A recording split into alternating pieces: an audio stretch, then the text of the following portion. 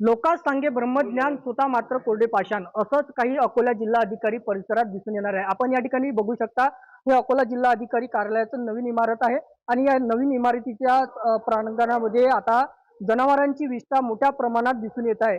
तसेच या मोकाट जनावरांच्या मुक्त संचारमुळे या परिसरात वृक्षारोपण केली होती आणि ती सुशोभीकरण केलेल्या वृक्षारोपण आता या जनावरांनी बऱ्याच ठिकाणी नासधूस केली आहे।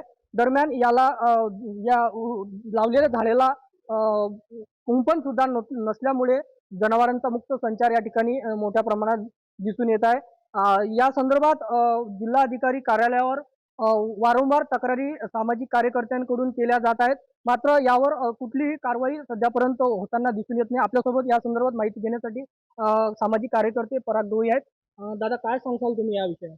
अकोला शहरामध्ये मोकाट जनावरे त्याचप्रमाणे मोकाट कुत्र्यांचा मोठ्या प्रमाणात आपल्याला रोडवर दिसतात। परंतु आता त्यांनी जिल्हाधिकारी कार्यालय सुद्धा सोडलं नाही।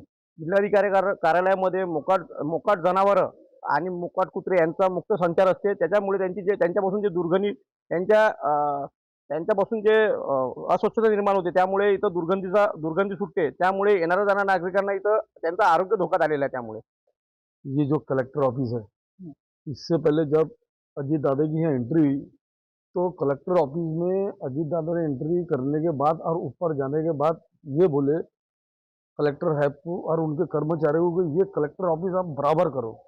और बराबर करने के बाद में जो भी पहले जो अंदर आता है तो उसको सुगंध ऐसी मिलती है कि वो ऊपर जाने की आवश्यकता ही नहीं लेता। और ये कलेक्टर ऑफिस के पूरे ग्राउंड में इतने मुकट जानवर और इतनी गंदगी है कि ये कलेक्टर ऑफिस नहीं, ये एक सेफ्टी संडास का डब्बा लगता है। दरम्यान आता तुमची काय मागणी?